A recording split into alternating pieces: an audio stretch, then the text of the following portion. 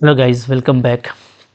देखो, आज से हम लोग यहाँ से सीक्वेंस एंड इट्स कन्वर्जेंसी के बारे में देखेंगे। ठीक है, एक सिंपल सा टॉपिक है बट बहुत ही इंपॉर्टेंट है, क्योंकि डिफरेंट एग्जाम में इसका क्वेश्चन तो आता ही रहता है। देख लेते हैं वन टू वन। सबसे पहले देखो, इसका हम लोग देखेंगे डेफिनेशन क्या होता है सीक्वेंस का। ठीक है, तो सीक्वेंस का डेफिनेशन देखेंगे, इसके इंपॉर्टेंस टर्म्स जो हैं, जैसे मोनोटोनिक सीक्वेंस, बाउंडेड सीक्वेंस क्या होता है, इसकी कन्वर्जेंसी को देखेंगे। देयर आफ्टर हम लोग बहुत सारा क्वेश्चन करेंगे, तो आपको बहुत ही अच्छा कॉन्फिडेंस आ जाएगा। ठीक है, तो सबसे पहले देखते हैं इसका डेफिनेशन क्या कहता है सीक्वेंस का। बोलता है a map F from natural number to real number where N is set of natural number and R is set of real number is called sequence in R. ठीक है, तो सिंपली अगर आप एक मैप लोगे ना, एफ फ्रॉम कहाँ से, नेचुरल नंबर से रियल नंबर, तो आपको जो कुछ भी मिलेगा वो क्या कहलाएगा, वो आपका सीक्वेंस कहलाएगा। ठीक है, इसके जो एलिमेंट्स होते हैं वो A1, A2, A3, AN इस तरीके से डिनोट किए जाते हैं, और पूरे सीक्वेंस को डिनोट किया जाता है इस तरीके से, ये सिंबल हो या ये सिंबल हो। ठीक है, वे are definitely AN is the nth term of sequence. Okay, अब देखो बहुत सिंपल, जैसे कुछ आप यहाँ पे एग्जांपल देखोगे। एक एग्जांपल हम लोग लिए हैं सीक्वेंस ऑफ n का, सिंपली। ठीक है, तो यहाँ पे सीक्वेंस ऑफ n कैसे लिखा जाएगा, तो चूंकि आपका जो डोमेन है, जो आपको इनपुट लेना है, वो क्या लेना है, वो लेना है नेचुरल नंबर। ठीक है, इनपुट आपको लेना है natural number, that means in के जगह पे आप पुटअप करेंगे क्या, 1 2 3, जो भी नेचुरल नंबर होता है उसको। ओके, 1 to 1, तो आपको जो आउटपुट मिलेगा, ठीक है, जो आपको वैल्यू मिलेगा, वो कहाँ से मिलेगा, वो आपको मिलेगा रियल नंबर से। ठीक है, अब रियल नंबर कुछ भी होता है, आपको पता है नेचुरल नंबर भी रियल नंबर है। ठीक है, रेशनल, इरेशनल, इंटीजर्स, जितने भी सारे रियल नंबर्स हैं, तो आपको कुछ भी रियल नंबर में से मिलेगा। ठीक है, जैसे आप यहाँ पे देखो, अगर हम लोग सीक्वेंस n की बात करें, तो सीक्वेंस n में 1 रखने से 1 ही आएगा, 2 रखने से 2 आएगा, 3 रखने से 3 आएगा। ठीक है, तो आपने पुटअप किया नेचुरल नंबर को, 1 2 3 को, आपको आउटपुट भी वही मिला जो कि एक रियल नंबर का पार्ट है। So this is a sequence. इसी तरीके से एग्जाम्पल 2 देखो, अगर 1/n में हम पुटअप करते हैं, तो हम n का 1 रखेंगे वैल्यू सबसे पहले, तो हमको 1/1 1 मिलेगा, देयर आफ्टर 1/2 मिलेगा, उसके बाद 1/3 मिलेगा, 1/4 मिलेगा, तो इस तरह का हमको सीक्वेंस मिलेगा। ठीक है, तो this are the simple example of sequence. ठीक है, अब आगे देखो, अब यहाँ पे आता है कन्वर्जेंसी ऑफ सीक्वेंस क्या होता है। ठीक है, तो देखिए convergency of sequence an is said to be converge to a limit L if for all epsilon greater than 0 there exists a positive integer n such that an minus L is less than epsilon for all n greater than equal to n. ठीक है, in this case we write the limit value of an is equal to L. तो पहले से पढ़ते आ रहे हैं आप लोग, प्योर मैथमेटिक्स का डेफिनेशन है। ठीक है, मैं आपको चलो एक बार और समझा देता हूँ, जो नए बच्चे हैं उनको। देखो, हमारे पास में एक बेस्ट एग्जांपल होगा, और ये बहुत आपको काम आएगा। ये है क्या, सीक्वेंस 1/n। ठीक है, ये बहुत ही अच्छा सीक्वेंस है और बहुत हेल्प करता है, बहुत सारे कॉन्सेप्ट को कवर करता है। इस सीक्वेंस को अगर आप देखिएगा, तो यहाँ पे हम लोग क्या करेंगे, इनका वैल्यू पुटअप करेंगे 1 2 3 4 नेचुरल नंबर में से, तो हमको मिलेगा 1 मिलेगा, 1/2 मिलेगा, 1/3 मिलेगा, 1/4 मिलेगा। इस तरीके से हमको इसमें वैल्यूज़ मिलेंगे। ठीक है, अब आप देखोगे ना, तो एक्चुअली ये क्या है, 1 तो 1 ही है। 1/2 का मतलब क्या है जी, 1/2 आपका है 0.5। 1/3 क्या हो जाएगा, ये 0.3 हो जाएगा। 1/4 क्या हो जाएगा, 0.25 हो जाएगा। अब आप देखिए गैप्स, बीच का जो गैप्स है ना, उसको देखते हैं। ठीक है, यहाँ पे देखो, यहाँ पे 0.5 का गैप है, एक ठीक ठाक गैप है। 0.5 और 0.3 में 0.2 का गैप है जी। ठीक है, फिर इसके बाद आप देखोगे यहाँ पे भी एक गैप है 0.05 का। तो अब ये गैप है, लेकिन सपोज़ करो अगर मैं नेचुरल नंबर ले लेता हूँ किस तरह का, 1 लाख। ठीक है, ये 10 लाख ले लेता हूँ। ओके, अगर आप 10 लाख लोगे तो क्या होगा, तो 1 आपको 10 लाख मिलेगा। ठीक है, 1/n का वैल्यू क्या मिलेगा, 1/10 लाख।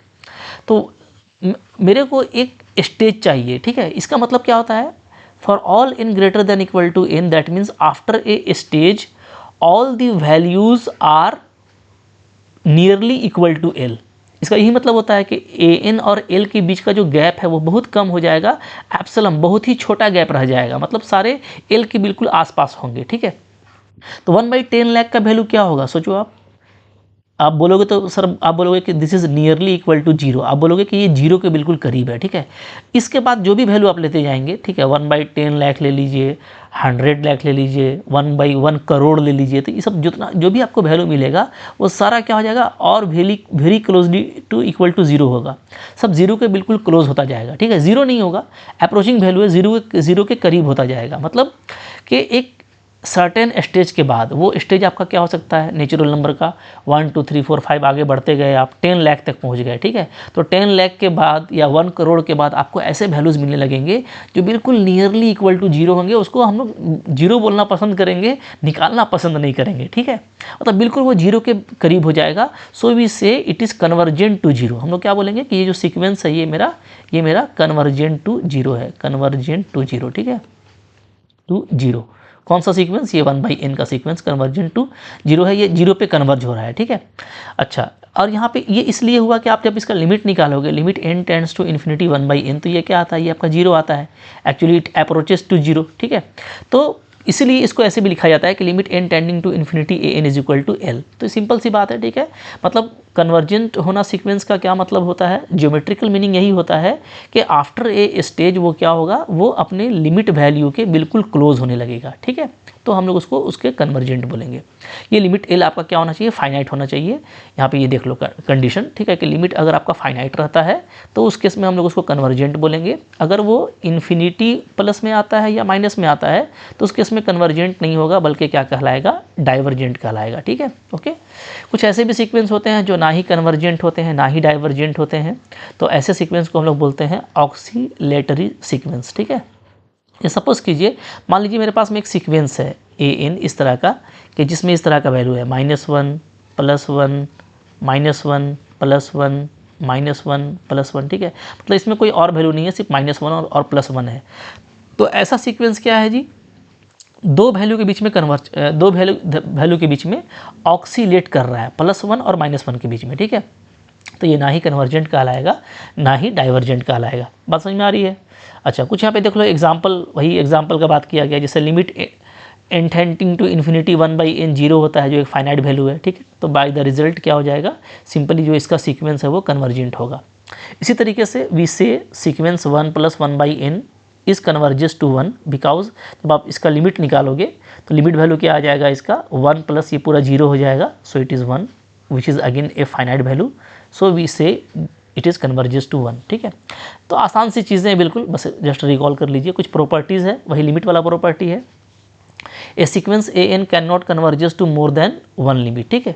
कोई भी सीक्वेंस जो है ना, एक लिमिट से ज़्यादा वैल्यू पे कन्वर्ज नहीं होगा, ठीक है। मतलब जो लिमिट ऑफ सीक्वेंस होता है वो ऑलवेज एक यूनिक वैल्यू होता है। बात समझ में आ रही है, ठीक है। अगर एक से ज़्यादा वैल्यू पे वो कन्वर्ज करेगा तो वो कन्वर्जेंट नहीं है, एक्चुअली वो ऑक्सीलेट कर रहा है, ठीक है। तो ये बात आपको ध्यान में रखना है कि जब भी कन्वर्ज करेगा वो यूनिक लिमिट पे कन्वर्ज करेगा, ठीक है। नंबर 2, आपके पास मान लो दो सीक्वेंस है, एक आपका एल पे कन्वर्ज हो रहा है, एक आपका एम पे कन्वर्ज हो रहा है, तो दोनों का जो सम है ना, A N plus B N, वो एल प्लस एम को कन्वर्ज करेगा, ठीक है।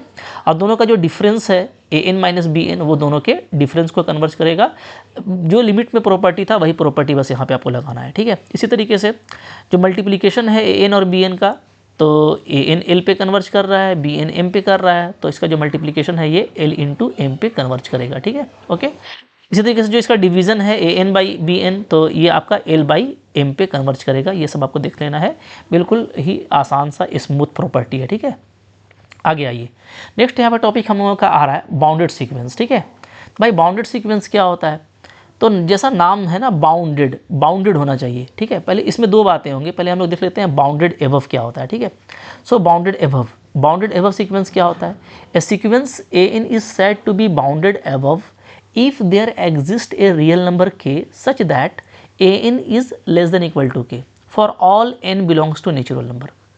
मतलब क्या हुआ, मतलब ये हुआ, नाम से ही क्लियर है भाई, बाउंडेड एबव मतलब ऐसा सीक्वेंस ना जो ऊपर से बाउंड किया हुआ हो, ठीक है। मतलब ऊपर में एक वैल्यू ले लिए, कुछ भी मान लेते हैं, मैं इसको ले लेता हूँ k, ठीक है, एक कोई वैल्यू है, तो अब सीक्वेंस का जितना भी वैल्यू है वो क्या है, वो इससे छोटा है या तो इसके बराबर है, समझिएगा, ठीक है।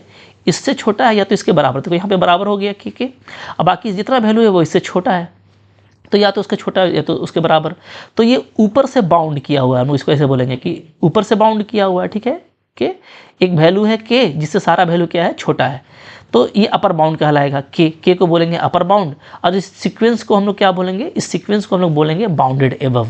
तो यहाँ पे डेफिनेशन वही है कि अगर सीक्वेंस an का सारा टर्म अगर किसी रियल वैल्यू से, अब देखिए ध्यान दीजिएगा, यहाँ पे एक रियल नंबर लेना है, नेचुरल नंबर नहीं, ठीक है, कोई भी रियल नंबर हो सकता है। तो कोई भी रियल नंबर से अगर हमको छोटा या उसके बराबर सारा ही वैल्यू मिलता है तो ऐसा सीक्वेंस क्या होगा, नो डाउट क्या होगा जी, अपर बाउंड होगा, या बोलिए बाउंडेड एबव होगा। ठीक है, the sequence is bounded above. और यहाँ पे ये जो के है इसको हम लोग क्या बोलेंगे, इसको हम लोग बोलेंगे upper bound of the sequence an। Clear है, ठीक है। अच्छा, अब यहाँ पे देखिए, if sequence an is bounded above there will be infinitely many upper bound of the sequence an। ठीक है, अगर कोई बाउंडेड एबव है तो क्या बोल रहा है कि इस केस में उसके पास में इनफाइनाइटली मेनी अपर बाउंड्स होंगे। ठीक है, तो जैसा मैंने आपको शुरू में बताया था, हमारे पास में एग्जाम्पल है, बहुत बढ़िया एग्जाम्पल, क्या 1/n का। 1/n को फिर से मोहब्बत से देखिए, कैसा सीक्वेंस था भाई ये, तो इसमें 1 आता था, 1/2 आएगा, 1/3 आएगा, 1/4 आएगा। ठीक है, ये आप देखिए, ओके, क्लियर है। अच्छा, यहाँ पे अगर आप देखोगे ना, तो यहाँ पे जो सबसे बड़ा वैल्यू है वो 1 है। ठीक है, और बाकी सारा वैल्यू 1 से छोटा है, नो डाउट। ठीक है, तो यहाँ पे हम देख रहे हैं कि ये जो सीक्वेंस है इसका अपर बाउंड के क्या है, 1 है, और सारा जो वैल्यू है वो क्या है, वो या तो 1 है, पहला एलिमेंट खुद 1 है, बाकी सारा एलिमेंट 1 से छोटा है। ठीक है, तो ये आपका क्या हो गया, ये आपका बाउंडेड एबव हो गया, इसलिए कि यहाँ पे जो सीक्वेंस का सारा टर्म है वो क्या है जी, वो लेस देन इक्वल टू 1 है। ठीक है, for all n belongs to natural number, मतलब हम कोई भी टर्म ले लें तो सारा टर्म या तो 1 आएगा जैसा पहला टर्म है, बाकी सारा 1 से छोटा है। तो ये आपका हो गया क्या, ये आपका ये जो आपका सीक्वेंस 1/n है ये हो गया बाउंडेड एबव। ठीक है, अच्छा, अब यहाँ पे देखो जैसा बोल रहा है ना कि यहाँ पे सिर्फ एक ही अपर बाउंड होगा, ऐसा जरूरी नहीं है। जैसे देखिए, ध्यान दीजिए आप, an नो डाउट 1 से छोटा और बराबर है, लेकिन हम लोग बोल सकते हैं ना कि यहाँ पे जितना भी टर्म है वो क्या है, वो सारा 2 से छोटा है, नो डाउट। ठीक है, वो सारा आपका 3 से छोटा है, सारे एलिमेंट 4 से छोटे हैं। ठीक है, इस तरीके से जितना भी पॉजिटिव नेचुरल या रियल नंबर है 1 से ग्रेटर, चूँकि ये 1 से छोटा है सारा एलिमेंट, तो डेफिनेटली 1 से बड़े जितने भी वैल्यूज़ हैं सबसे ये छोटे होंगे। So all these are the upper bounds. तो अगर मैं यहाँ पे अपर बाउंड्स की बात करूँ, अपर बाउंड्स ऑफ सीक्वेंस 1/n। ठीक है, तो ये क्या होगा जी, तो ये एक पीस नहीं होगा, एक तो है ही। ठीक है, 1 के बाद 1.01 भी होगा। ठीक है, जो रियल नंबर है वो सब मैं नहीं लिख रहा, जनरली अगर इसे भी लिखे हम 2, 3, 4, तो आप देख रहे हो ना कि कितना सारा आपको अपर बाउंड मिल रहा है। ये सारे वो वैल्यूज़ हैं जिससे आपका जो पूरा सीक्वेंस है वो सब छोटा है, सारे वैल्यूज़ जो हैं इन सब से छोटे हैं। This are the upper bounds, बात फॉलो कर रहे हो। ठीक है, तो ये सारे अपर बाउंड है, लेकिन इन सारे अपर बाउंड में 1 में क्या एक खास प्रॉपर्टी है, तो 1 में ये प्रॉपर्टी है कि 1 जो है वो बिल्कुल सबसे छोटा अपर बाउंड है। सो it is called least upper bound. क्या इसको बोलते हैं हम लोग, इसको हम बोलते हैं लीस्ट अपर बाउंड। ठीक है, लीस्ट अपर बाउंड बोलते हैं, इसी को बोला जाता है सुप्रीमम, इसी को सुप्रीमम बोलते हैं, सुप्रीमम ऑफ द सेट। ठीक है, ये अगेन बहुत इंपॉर्टेंट टर्म है, सुप्रीमम आपको याद रखना है। ठीक है, तो यहाँ पे वही चीज़ बोल रहा था कि कोई अगर बाउंडेड एबव है तो ऐसा नहीं कि वो सिर्फ एक ही उसमें वैल्यू होगा, बल्कि वहाँ पे बहुत सारे मेनी अपर बाउंड्स हो सकते हैं, इनफाइनाइटली मेनी, जैसा कि आपको यहाँ पे दिख रहा है कि बहुत सारे यहाँ पे अपर बाउंड्स हैं। ठीक है, ओके, यहाँ पे बहुत सारे अपर बाउंड्स हैं। क्लियर है जी। अच्छा, अब देखो यहाँ पे हम लोग ये देख रहे हैं कि यहाँ पे बहुत सारा अपर बाउंड है। ठीक है, इनफाइनाइटली अपर बाउंड है, और उसमें 1 जो है वो लिस्ट अपर बाउंड है। तो हमारा जो नेक्स्ट टॉपिक यहाँ पे आ रहा है वो इंपॉर्टेंट है, लिस्ट अपर बाउंड। ठीक है, LUB, शॉर्ट में LUB बोला जाता है, इसको हम लोग सुप्रीमम भी बोलते हैं। तो ये क्या होता है, जैसा नाम से ही क्लियर है, अपर बाउंड का सबसे छोटा value. The smallest member of all upper bound of the sequence is called list upper bound, जैसा कि यहाँ पे दिख रहा है। ठीक है, ओके, और वही देखो एग्जांपल लिया गया है 1/n को, आप देखोगे तो 1/n में जितना भी एलिमेंट है वो 1 से छोटा है या उसके बराबर है। सो 1 is the list upper bound. But again यहाँ पे अपर बाउंड्स अगर बोला जाए तो इन्फाइनाइटली मेनी होंगे। ये सारे क्या हैं, यहाँ पे अपर बाउंड्स के एग्जाम्पल है। ठीक है, चलिए आगे बढ़िए। फिर एग्जाम्पल देखो यहाँ पे, the sequence n is not bounded above. आप सीक्वेंस n को मोहब्बत से देखिए, वैल्यू डालेंगे तो क्या मिलेगा, 1, 2 से 2, 3 से 3, 4 से 4। ठीक है, तो आप देख रहे हो कि ये ऊपर की तरफ बढ़ता ही जा रहा है। तो ऊपर सबसे बड़ा वैल्यू क्या है, जिसके ये नीचे है ये हम लोग नहीं कह सकते, वो इन्फिनिटी हो सकता है जो कि एक फाइनाइट वैल्यू नहीं है, ठीक है। सो we say it has not a upper bound, इसका अपर बाउंड नहीं है, ऊपर से ये लॉक नहीं है, ठीक है। हाँ, बट इसमें एक चीज़ है कि ये नीचे से लॉक है, सारा वैल्यू क्या है 1 से क्या है जी बड़ा है, ठीक है। सारे ही वैल्यू 1 से बड़े हैं, तो यहाँ पे आपको लोअर बाउंड मिल रहा है, ये आप कह सकते हो। यहाँ पे आपको अपर बाउंड तो नहीं मिल रहा, लेकिन आपको यहाँ पे लोअर बाउंड मिल रहा है, ठीक है। और नो अपर बाउंड, बट आपको कोई अपर बाउंड नहीं मिल रहा, ठीक है। तो कोई अपर बाउंड नहीं है तो इसको हम लोग क्या बोलेंगे, it is not bounded above, ठीक है, सिंपली। तो अब यहाँ पे लोअर बाउंड की बात आ गई, तो हम लोग बाउंडेड बिलो का बात कर लेते हैं, जैसे आप देख सकते हो, ठीक है। तो ऐसे सीक्वेंस को ही बाउंडेड बिलो बोला जाएगा।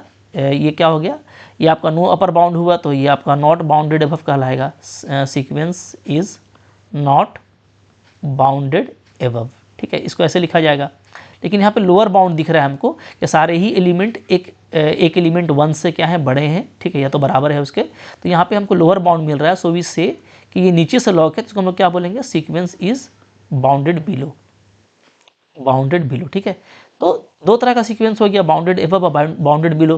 तो बाउंडेड बिलो सीक्वेंस क्या होता है, sequence N is said to be bounded below if there exist a real number, यहाँ पे म्यू ले लीजिए, mu such that all the elements of sequence is greater than equal to mu, है ना, म्यू से बड़े होंगे या तो बराबर होंगे फॉर ऑल नेचुरल नंबर, ठीक है। यहाँ पे जो म्यू है इसको हम लोग क्या बोलेंगे, इसको म्यू पढ़िएगा, this is mu, here mu is called the lower bound of sequence A N, ठीक है, क्लियर है। चलो अब देखो, अब यहाँ पे भी आप देख सकते हो ना कि यहाँ पे ठीक है, इसके पास में लोअर बाउंड है इस सीक्वेंस के पास में, ठीक है, मतलब सारा ही एलिमेंट क्या है जी 1 से बड़ा है या तो उसके बराबर है, ठीक है, okay, for all n belongs to natural number. लेकिन आप यहाँ पे एक चीज़ और देखिए कि नो डाउट अगर 1 से बड़ा है तो ये 0 से भी बड़ा होगा, ठीक है, -1 से बड़ा होगा, -2 से बड़ा होगा, सारे ही एलिमेंट, ठीक है, -3 से बड़े होंगे। तो लाइक दैट यहाँ पे जितना भी निगेटिव वैल्यू है इंक्लूडिंग जीरो वो सारा क्या है, लोअर बाउंड है। तो इस केस में अगर हम लोग लोअर बाउंड्स की बात करें, lower bounds of sequence n, okay, lower bounds of sequence n, तो आपको क्या आ जाएगा, तो यहाँ पे 1 तो आपको मिल ही रहा था, ठीक है, 1 मिल रहा था, लेकिन उससे छोटा जितना भी है 0, -1, -2 और भी निगेटिव रियल नंबर, तो यहाँ पे आपको इनफाइनाइटली मेनी लोअर बाउंड्स मिलेंगे। लेकिन उन लोअर बाउंड में 1 क्या है, सबसे बड़ा लोअर बाउंड है, इसको हम लोग बोलेंगे ग्रेटेस्ट लोअर बाउंड, GLB, ठीक है, क्या बोलेंगे, ग्रेटेस्ट लोअर बाउंड, और इसी को इन्फीमम भी बोला जाता है, इन्फीमम, ठीक है। तो अब कॉन्सेप्ट आ रहा है ग्रेटेस्ट लोअर बाउंड का, तो जैसा मैंने आपको बता दिया, नाम से ही क्लियर है, लोअर बाउंड में सबसे बड़ा, the largest member of all lower bound of the sequence is called greatest lower bound, GLB बोलेंगे, या तो इसको हम लोग इन्फीमम बोलेंगे, ठीक है, क्लियर है। वही एग्जांपल लिया गया है, देखो n के पास में इस तरह का एलिमेंट है, सारा ही एलिमेंट 1 से बड़ा और बराबर है, तो ये अपर बाउंड है, ठीक है, 1 is the upper bound, in fact 1 is the greatest, sorry 1 is the lower bound, in fact 1 is the greatest lower bound, GLB, और वी से इन्फीमम। ये देखो इंपॉर्टेंट टर्म है, इन्फीमम सुप्रीमम, याद रखिएगा, ठीक है, कि GLB को इन्फीमम बोलते हैं और हम लोग LUB को सुप्रीमम बोलते हैं। तो लॉजिक यही है कि अपर बाउंड की अगर बात करेंगे, अपर बाउंड की, ठीक है, तो अपर बाउंड से सुप्रीमम बनेगा तो लीस्ट अपर बाउंड लगेगा, ठीक है, तो ये सुप्रीमम कहलाएगा। और लोअर बाउंड लगाएंगे तो लोअर बाउंड में सबसे बड़ा, तो ग्रेटेस्ट लोअर बाउंड बन जाएगा, तो ये आपका इन्फीमम कहलाएगा, ठीक है। तो अपर बाउंड से सुप्रीमम, ये लॉजिक याद रहेगा, और लोअर बाउंड से इन्फीमम, ठीक है। इसलिए कि लोअर देख करके लोग कंफ्यूज कर जाते हैं कि L लगा हुआ है, लोअर मतलब इन्फीमम होना चाहिए, नहीं, तो ये असल में लीस्ट है ना, लीस्ट ऑफ अपर बाउंड है, ठीक है। तो लीस्ट अपर बाउंड है, इसलिए इसको सुप्रीमम बोलते हैं, क्योंकि ये अपर बाउंड में से आ रहा है, और ये आपका लोअर बाउंड का ग्रेटेस्ट है, सो इसको हम लोग GLB बोलते हैं। तो चूँकि ये लोअर बाउंड से आ रहा है, तो हम लोग इसको क्या बोलने वाले हैं, इन्फीमम बोलेंगे, ठीक है, क्लियर है। चलो, तो वही चीज़ें हैं, सारी चीज़ आपको समझ में आ जाएगी। अब देखो बाउंडेड सीक्वेंस क्या होता है, ठीक है, bounded sequence, a sequence AN is said to be bounded sequence if AN is bounded above as well as bounded below, मतलब ऐसा सीक्वेंस जो ऊपर से भी बाउंड हो, नीचे से भी बाउंड हो, ठीक है, उसको हम लोग बाउंडेड बोलेंगे। ध्यान दीजिएगा ना, सिर्फ अगर ऊपर से बाउंड है, मान लीजिए ये, ठीक है, सिर्फ आपका ऊपर से बाउंड है, नीचे से बाउंड नहीं है, तो हम लोग इसको बाउंडेड नहीं बोलेंगे, नॉट बाउंडेड, ठीक है, नॉट बाउंडेड, ओके, ऊपर से बाउंडेड है, नीचे से बाउंडेड नहीं है। इसी तरीके से मान लो कोई सिर्फ नीचे से बाउंडेड है, ठीक है, मतलब आपको लोअर बाउंड दिया हुआ है, ओके, लोअर बाउंड आपको दिया हुआ है कि सारा ही एलिमेंट क्या है, इससे बड़ा है, ओके, ओके। लेकिन आपको अपर बाउंड नहीं दिया हुआ, तो इस केस में भी ये क्या होगा, नॉट बाउंडेड होगा। ये दोनों नॉट बाउंडेड वाला केस है, ठीक है।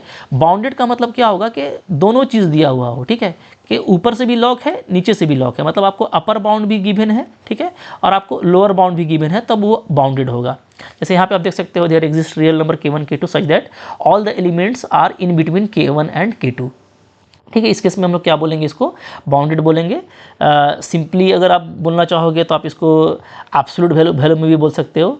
सो वी कैन से और a sequence a n is said to be bounded sequence is there exist K greater than 0 such that K a N क्या होगा, लेस देन इक्वल टू के होगा for all N, ठीक है। यहाँ पे A N को एब्सोल्यूट टर्म में लिया गया है, तो पॉजिटिव और निगेटिव टर्म अगर है तो वहाँ पे ये आपको ज़्यादा हेल्प करेगा, ठीक है। कुछ आप एग्जाम्पल देख लो यहाँ पे, जैसे सीक्वेंस 1/n, ये क्या है, ये बाउंडेड है। क्यों? क्योंकि 1/n को आप देखिएगा ये 0 और 1 के बीच में होता है, ठीक है। अब आप ध्यान दोगे ना, जैसे मैंने आपको बताया था कि ये बहुत फेमस एग्जाम्पल है। 1/n के एलिमेंट कैसे होते हैं, 1, 1/2, 1/3, ठीक है, 1/4, और लास्टली ये जो है क्या करता है, 0 को अप्रोच करता है। 0 इसमें होता नहीं है। 1/1 करोड़ हो सकता है, 1/1 अरब हो सकता है, बट 0 इसमें नहीं है। 0 को ये अप्रोच करेगा। 0 is not the element of 1/n, ध्यान दीजिएगा। हाँ, तो इस केस में हम लोग क्या बोलेंगे, इस केस में हम लोग बोलेंगे कि सारा ही एलिमेंट क्या है, यहाँ पे 1 से बड़ा है, ये 1 से छोटा है, नो डाउट, ठीक है। So all the element in this sequence is smaller और इक्वल टू 1, ठीक है। और जितने भी एलिमेंट है सारे पॉजिटिव हैं, तो सब 0 से बड़े हैं, ठीक है, ओके। बट 0 इसमें नहीं आता, इसलिए हम यहाँ पे इक्वल टू नहीं लगाया है, ध्यान दीजिएगा, ठीक है। तो इस केस में अब आप देखो यहाँ पे कि ये जो है अपर बाउंड है, ये आपका लोअर बाउंड है, तो ये आपका क्या कहलाएगा, ये आपका बाउंडेड कहलाएगा, ठीक है। अच्छा, यहाँ पे एक इम्पॉर्टेंट बात है, हम लोग सुप्रीमम पढ़े और इन्फीमम पढ़े, ठीक है। तो आप ध्यान दीजिएगा, ये जो है ना, ये आपका जो कि अपर बाउंड में जो है आपका लोएस्ट है, जो कि 2, 3, 4 भी अपर बाउंड होगा। तो ये लीस्ट अपर बाउंड है, तो इसको हम लोग बोलेंगे ये हमारा सुप्रीमम है, ठीक है। इसी तरीके से यहाँ पे जो फर्स्ट अप्रोचिंग वैल्यू है वो 0 है, नो डाउट, ठीक है, जिससे ये पता चल रहा है कि सारे ही एलिमेंट 0 से ग्रेटर हैं, ठीक है। बाकी सारे निगेटिव एलिमेंट से भी ये सारे बड़े हैं, तो ये आपका लोअर बाउंड है। और साथ ही साथ क्या है, लोअर बाउंड में सबसे ग्रेटेस्ट है, तो ये आपका ग्रेटेस्ट लोअर बाउंड है, GLB, ध्यान दीजिएगा, ठीक है। अच्छा, इसी सुप्रीमम को हम लोग मैक्सिमम भी बोलेंगे, इसलिए कि ये इसमें कॉन्टेन कर रहा है, ध्यान दीजिएगा। 1 is the member of set, ठीक है। लेकिन 0 आपका मेंबर नहीं है, तो इसको हम लोग क्या बोलेंगे, इसको हम लोग मिनिमम नहीं बोलेंगे। तो यही फ़र्क है मिनिमम में और GLB में, ये सुप्रीमम में और मैक्सिमम में। इसके बाद का लेक्चर आएगा, उसमें हम इसको ज़्यादा ब्रीफ करेंगे कि क्या फ़र्क है मिनिमम में और GLB में, ठीक है। क्योंकि मैक्सिमम मिनिमम भी आप पढ़े हो तो आपको कन्फ्यूज़न होता होगा, तो कन्फ्यूज़न नहीं होना है। और एग्ज़ाम में आ जाता है क्वेश्चन कि कौन मैक्सिमम है, कौन सुप्रीमम है, तो आपको थोड़ा सा सबका नॉलेज होना चाहिए, ठीक है। तो अगर सेट में कॉन्टेन कर रहा है सुप्रीमम या इन्फीमम, ठीक है, जैसे ये आपका सुप्रीमम है, ये आपका इन्फीमम है, इन्फीमम, ठीक है। ये आपका लीस्ट अपर बाउंड है, लीस्ट अपर बाउंड, ओके, ठीक है। और आपका ये GLB है, ग्रेटेस्ट लोअर बाउंड। तो इन्फीमम इसको बोलते हैं, इसको GLB बोलते हैं, ठीक है। ये दोनों ही चीज़ें हैं। लेकिन ये मिनिमम कब होगा, जब ये सेट में कॉन्टेन करेगा, बट ये सेट में है नहीं, इसलिए हम लोग इसको मिनिमम नहीं कहेंगे। हाँ, 1 को हम लोग यहाँ पे कह सकते हैं कि 1 इज़ द मैक्सिमम वैल्यू, इसको हम लोग आगे ब्रीफ करेंगे, ठीक है, क्लियर है। तो यहाँ पे ओवरऑल ये सीक्वेंस क्या है, बाउंडेड है, क्योंकि इसके पास में लोअर बाउंड भी है और यहाँ पे एप्स का अपर बाउंड भी है। अच्छा, इसी तरीके से आप और नेक्स्ट एग्जाम्पल देखोगे तो यहाँ पे आप ये देख सकते हो, इसमें आप देखो -1 का पावर n/n, तो ठीक है, इसका हम लोग जब एब्सोल्यूट वैल्यू लेंगे तो चूंकि इसमें निगेटिव भी आएगा, पॉजिटिव भी आएगा, ठीक है। तो एब्सोल्यूट आप लीजिएगा तो एब्सोल्यूट का आप बोल सकते हो कि जितने भी मेंबर आएंगे, ठीक है। अगेन चूंकि जब आप एब्सोल्यूट लीजिएगा तो ये सिंपली क्या होगा, ये 1/n के जैसा हो जाएगा, ठीक है ना। निगेटिव वैल्यू फिर मिलने वाला है नहीं, ओनली पॉजिटिव वैल्यू मिलेगा, और पॉजिटिव वैल्यू मिलेगा तो ये लाइक 1/n के टाइप का हो जाएगा, ठीक है। तो उस केस में तो ये लेस देन इक्वल टू 1 जैसे वहाँ पे था, यहाँ पे भी रहेगा। तो अगेन चूंकि ये एब्सोल्यूट वाला प्रॉपर्टी को सेटिस्फाई कर रहा है, ठीक है, तो यहाँ से ये क्या कहलाएगा, ये मेरा बाउंडेड सीक्वेंस कहलाएगा। लेकिन अगर इसमें आप थोड़ा ब्रीफ करोगे, इसको थोड़ा सा पूरा खोल के देखोगे तो क्या है, मैं आपको दिखा रहा हूँ, इसको पूरा खोलिए, ठीक है। खोलिएगा तो 1 रखिएगा n का वैल्यू तो आ जाएगा -1, ठीक है। 2 रखिएगा तो आ जाएगा 1/2, 3 रखिएगा तो -1/3, 4 रखिएगा तो 1/4। इस तरीके का इसमें एलिमेंट मिल रहा है। अब देखोगे ना आप, तो इसमें आप निगेटिव को अलग कर दीजिए और पॉजिटिव को अलग कर दीजिए, तो आप देखेंगे कि निगेटिव वाले में, ठीक है, निगेटिव वाले में जो सबसे छोटा एलिमेंट है वो -1 है, ठीक है। सारे ही एलिमेंट्स क्या है जी, -1 से बड़ा है या तो उसके बराबर है। जैसे आप देख सकते हो -1 है, -1/3 इससे बड़ा है क्योंकि निगेटिव में है, ठीक है, -1/5 इससे उससे भी बड़ा होगा। तो सारा ही एलिमेंट -1 से क्या है, बड़ा है या तो बराबर है, ठीक है। और जितना भी एलिमेंट है वो क्या है, वो 1/2 से छोटा है या तो उसके बराबर है। चूँकि पॉजिटिव वालों को देखिएगा तो 1/2 इज़ द ग्रेटेस्ट एलिमेंट, ठीक है। इसके बाद जितने भी एलिमेंट आ रहे हैं 1/4 वो छोटा होगा, 1/6 भी छोटा होगा, ठीक है, ओके। तो यहाँ पे मैं इसको कह सकता हूँ कि ये जो सीक्वेंस है ये -1 और 1/2 इसके बीच में है, ठीक है। तो ब्रीफ करेंगे तो ये आएगा। अब -1 ये आपका लोअर बाउंड हो गया, ठीक है, लोअर बाउंड है, ओके। लोअर बाउंड में भी ये क्या है जी, ये ग्रेटेस्ट लोअर बाउंड है, तो इसको हम लोग बोलेंगे GLB बोलेंगे या तो क्या बोलेंगे, इनफिमम बोलेंगे, ठीक है, इसी को -1 को, ठीक है। अच्छा 1/2 यहाँ पे क्या है, यहाँ पे आपका ये अपर बाउंड है। अपर बाउंड में सबसे छोटा अपर बाउंड है तो इसको हम लोग लीस्ट अपर बाउंड बोलेंगे, ठीक है, लीस्ट अपर बाउंड LUB, ठीक है। तो इसी को हम लोग क्या बोलेंगे, इसी को हम लोग बोलेंगे सुप्रीमम। बात समझ में आ रही है। तो ये सारा नाम एक ही है। अच्छा अब देखो यहाँ पे चूंकि ये इसमें कॉन्टेन कर रहा है, इक्वल टू लगा हुआ है, 1/2 सेट में है, तो यही आपका क्या है, यही आपका मैक्सिमम वैल्यू भी है सेट का। इसी तरीके से यहाँ पे -1 क्या है, -1 आपका सेट में कॉन्टेन कर रहा है, तो ये आपका क्या है, ये आपका मिनिमम वैल्यू है सेट का। तो यहाँ पे मिनिमम भी मिल रहा है, मैक्सिमम भी मिल रहा है, ठीक है, जबकि ऊपर में आपको यहाँ पे मिनिमम नहीं मिल रहा था। बात समझ में आ रही है। तो अगेन ये चूँकि लोअर बाउंड भी रखता है, अपर बाउंड भी रखता है, तो ये भी क्या है, बाउंडेड सीक्वेंस है, एकदम मोहब्बत से देख सकते हो। इसके बाद बात आती है मोनोटोनिक सीक्वेंस का। तो मोनोटोनिक सीक्वेंस क्या होता है, तो ऐसा सीक्वेंस जो क्या हो, जो मोनोटोनिक इंक्रीजिंग हो या कहिए नॉन डिक्रीजिंग हो, उसको हम लोग क्या बोलेंगे, मोनोटोनिक बोलेंगे, ठीक है, ओके। मोनोटोनिक की बात करते हैं, दो तरह का होता है, मोनोटोनिक इंक्रीजिंग और मोनोटोनिक डिक्रीजिंग, ठीक है। तो मोनोटोनिक इंक्रीजिंग में क्या है जी, इसमें लिखता है ना कि फॉर ऑल n, किसी भी नेचुरल नंबर के लिए an+1 is greater than equal to an। तो ये क्या है, ये नेक्स्ट टर्म है, तो ये क्या है, ये टर्म है, ठीक है। an से जब भी आप लिखते हो कैसा लिखते हो, ऐसे ना, a1 a2 a3 a4, तो फिर आपका an आता है, फिर आपका क्या आता है, फिर आपका an+1 आता है इसके बाद नेक्स्ट टर्म, ठीक है, ओके। फिर an+2 आता है, तो an+1 is the just next term of an। तो इसका मतलब है कि जो भी नेक्स्ट टर्म होगा वो अपने पहले वाले टर्म से बड़ा या उसके बराबर होना चाहिए, ठीक है। तो इसका जो आप ग्राफ देखिएगा तो विद द n, जैसे जैसे हमारा n बढ़ेगा नेचुरल नंबर, तो इसका ग्राफ कैसा मिलेगा, इसका ग्राफ देखिए आपको ऐसा मिलेगा, ठीक है, ऐसा, इस टाइप का ग्राफ इसका हो सकता है, ध्यान दीजिएगा, इस टाइप का, ठीक है। मतलब क्या हो रहा है, हो ये रहा है ना कि हर जैसे जैसे हम नेचुरल नंबर को आगे बढ़ा रहे हैं तो मेरा हर आने वाला नेक्स्ट एलिमेंट क्या है, पहले एलिमेंट से या तो बड़ा है या तो उसके बराबर रह सकता है। जैसे यहाँ पे देखो बराबर है, कांस्टेंट है, यहाँ पे कांस्टेंट है, ठीक है, अब या तो उससे बड़ा है, तो ये क्या है, ये आपका मोनोटोनिक इंक्रीजिंग कहलाएगा, ठीक है। अगर ऐसे इंक्रीज करेगा ना तो इसको हम लोग बोलते हैं स्ट्रिक्टली इंक्रीजिंग। क्या इसको बोलते हैं, स्ट्रिक्टली इंक्रीजिंग, मतलब इसमें कहीं पे भी कोई कांस्टेंट नहीं रह रहा है, कोई बराबर नहीं, सिर्फ बढ़ता ही जा रहा है, ये स्ट्रिक्टली इंक्रीजिंग है, ठीक है। तो स्ट्रिक्टली इंक्रीजिंग भी मोनोटोनिक इंक्रीजिंग होता है, ओके। लेकिन मोनोटोनिक इंक्रीजिंग में दोनों तरह की बातें आ जाती हैं, या तो वो स्ट्रिक्टली इंक्रीजिंग हो या तो वो इस तरीके से इंक्रीज कर रहा हो, कहीं कहीं पे ठहर भी रहा हो, कोई हर्ज नहीं है, घटना नहीं चाहिए कभी भी, ठीक है, तो वो कहलाएगा मोनोटोनिक इंक्रीजिंग। इसी तरीके से अगर वो हमेशा डिक्रीज कर रहा है फॉर ऑल नेचुरल नंबर, ठीक है, मान लो जैसे जैसे आप आगे बढ़ते हो नेचुरल नंबर में, वैसे वैसे क्या होता है जी, आपका वैल्यू घटता जाता है, इस टाइप से होता है, मान लो ऐसे हुआ, फिर ऐसे हो गया, फिर ऐसे, ठीक है, ऐसे आप हो रहे हो, तो आपका वैल्यू जो है, नेक्स्ट वैल्यू जो है वो फर्स्ट वैल्यू से छोटा है, ठीक है, या तो कुछ देर के लिए बराबर है, या छोटा हो गया, या बराबर रहा, या फिर छोटा हो गया। तो हमेशा छोटा हो रहा है या तो बराबर है, मतलब घट ही रहा है वैल्यू, ठीक है, कभी कांस्टेंट रह रहा है तो घट रहा है, तो ऐसे में ये डिक्रीज कर रहा है, तो ये मोनोटोनिक डिक्रीजिंग है।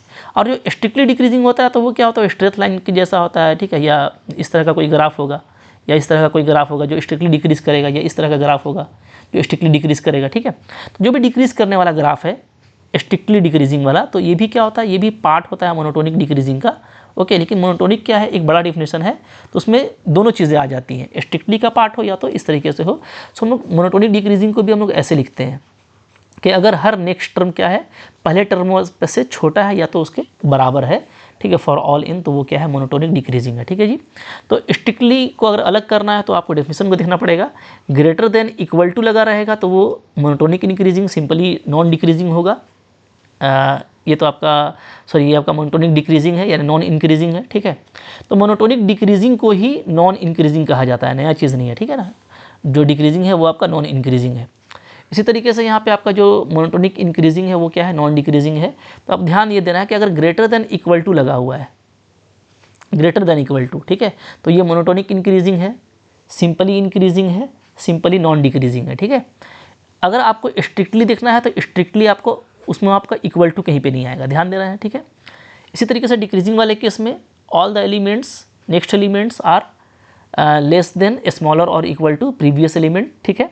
और अगर इक्वल टू को हटा दीजिएगा तो वो हो जाएगा स्ट्रिक्टली डिक्रीजिंग, कि हर जगह वो स्ट्रिक्टली डिक्रीज कर रहा है, ठीक है। But this is also a part of monotonic decreasing, monotonic में दोनों ही आ जाते हैं, ठीक है, क्योंकि यहाँ पे इक्वल टू वाला केस भी है और ये वाला केस भी है, ठीक है, बात समझ में आ रही है। हाँ, लेकिन स्ट्रिक्टली एक स्पेसिफाइड टर्म है जो कहीं पे नहीं घटेगा, डायरेक्टली घटता ही जाएगा, वो स्ट्रिक्टली डिक्रीजिंग होगा, कहीं पे नहीं रुकेगा, सिर्फ बढ़ता ही जाएगा, वो स्ट्रिक्टली इंक्रीजिंग होगा, ठीक है।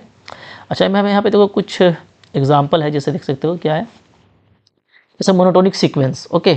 अच्छा, मोनोटोनिक सीक्वेंस क्या होता है ये देख लेते हैं। तो एक सीक्वेंस जो क्या हो, जो मोनोटोनिक इंक्रीजिंग हो, या तो if it is either monotonic increasing और मोनोटोनिक डिक्रीजिंग, या तो मोनोटोनिकली इंक्रीज कर रहा हो या तो वो मोनोटोनिकली डिक्रीज कर रहा हो, तो इन दोनों केस में उसको हम लोग मोनोटोनिक बोलेंगे, कोई भी एक केस होना चाहिए, ठीक है। जैसे आप एग्जांपल देख सकते हो कि ये क्या है, ये आपका मोनोटोनिक इंक्रीजिंग सीक्वेंस है, चूँकि ये हमेशा बढ़ ही रहा है। ये आप देखोगे तो हमेशा घट रहा है, तो ये मोनोटोनिक डिक्रीजिंग सीक्वेंस है, मोनोटोनिक डिक्रीजिंग, ठीक है। अच्छा, अब देख लीजिए कुछ यहाँ पर रिजल्ट है, जैसे a monotonic increasing sequence which is bounded above is convergent, ठीक है। ऐसा मोनोटोनिक इंक्रीजिंग सीक्वेंस जो बाउंडेड एबव हो वो कन्वर्जेंट होता है। जैसे आप एग्जांपल देख सकते हो, ये आपका मोनोटोनिक है जी, इंक्रीजिंग है, ठीक है, लेकिन इसका कोई अपर बाउंड नहीं है, क्योंकि आपको पता है अपर बाउंड तो इसका इन्फिनिटी होगा, इसलिए कि बढ़ता ही चला जा रहा है, तो इसके पास में क्या है, कोई अपर बाउंड नहीं है, ठीक है, not have upper bound, not have upper bound, upper bound नहीं है इसके पास में, ठीक है। तो इसका मतलब क्या है कि ये आपका कन्वर्जेंट नहीं होगा, नॉट कन्वर्जेंट। क्योंकि क्या है, अगर मोनोटोनिक है तो कन्वर्जेंट होने के लिए ज़रूरी है कि वो क्या होना चाहिए, अगर मोनोटोनिक इंक्रीजिंग है तो उसके पास में अप बाउंडेड एबव होना चाहिए, अपर बाउंड होना चाहिए, तभी वो कन्वर्जेंट होगा, ठीक है। इसी तरीके से अगर मोनोटोनिक डिक्रीजिंग सीक्वेंस है और वो बाउंडेड बिलो है तो वो कन्वर्जेंट होता है। जैसे आप इसको देखो, ये आपका क्या है, ये आपका मोनोटोनिक डिक्रीजिंग है, घट रहा है, ठीक है। और अगर आप देखेंगे तो limit n tending to infinity 1/n क्या हो जाएगा जी, 0 हो जाएगा, यानी ये 0 को अप्रोच कर रहा है, ठीक है। तो यानी ऑल दी एलिमेंट्स क्या है यहाँ पे, वो सारे ही एलिमेंट क्या है, 0 से बड़े हैं, ठीक है। For all n belongs to natural number, तो सारा ही एलिमेंट 0 से बड़ा है। तो पहले तो ये मोनोटोनिक डिक्रीजिंग है, और इसके पास में क्या है, इसके पास में लोअर बाउंड है, क्योंकि 0 ऐसा लिखा हुआ है ना, तो ये क्या है, ये आपका लोअर बाउंड है, ठीक है। इनफैक्ट क्या है, ग्रेटेस्ट लोअर बाउंड है, तो लोअर बाउंड हुआ। तो चूंकि ये बाउंडेड बिलो है, सो ये क्या है, ये आपका कन्वर्जेंट है, ये क्या है जी, ये आपका कन्वर्जेंट है, ठीक है। तो ये रिजल्ट आपको देगा। और एक रिजल्ट है कि बाउंडेड मोनोटोनिक सीक्वेंस क्या होता है, कन्वर्जेंट होता है। अगर कोई बाउंडेड है, ठीक है, अगर कोई सीक्वेंस क्या है जी आपका बाउंडेड है, जैसा आपको दिख रहा है, बाउंडेड का मतलब क्या हो गया, लोअर बाउंड भी है और अपर बाउंड भी है, इस तरह का अगर कोई सीक्वेंस है, ठीक है, और मोनोटोनिक भी है, वो बाउंडेड है, मोनोटोनिक दोनों प्रॉपर्टी है, तो वो क्या होता है, वो ऑलवेज कन्वर्जेंट होता है। It is an important property. तो कहीं पे आपको कोई बाउंडेड दिख गया, मोनोटोनिक दिख गया, तो उसका कन्वर्जेंसी चेक करने की जरूरत नहीं है। और कन्वर्जेंसी कैसे चेकआउट करते हैं तो उसको हम लोग क्वेश्चन करेंगे तो ज़्यादा आपको अच्छा मज़ा आएगा। कुछ कॉन्सेप्ट के लेक्चर्स कर लेते हैं, थोड़ा मज़ा ले लीजिए इसका, देयर बाई हम लोग फिर क्वेश्चन भी करेंगे, ठीक है। तो आई होप ये आपका एक छोटा सा रिवीजन हो गया होगा, जो नए बच्चे हैं उनको भी समझ में आ गया होगा, अच्छा ज़रूर लगा होगा। लाइक करना है, चैनल पे नए हो सब्सक्राइब करके रखो इसको। तो 1 to 1 सारा कंटेंट हम लोग देखेंगे, कॉन्सेप्ट करेंगे, प्रैक्टिस करेंगे जम करके। कोई भी क्वेश्चन बनाओगे, किसी भी बुक का बनाओगे तो पक्का बनेगा, ठीक है। बस हमको अच्छे से पढ़ते चले जाना है, ठीक है। चलो मिलते हैं अगले लेक्चर में, तब तक कोई दिक्कत होगा कमेंट करना, शेयर इसको कीजिए। Thank you very much.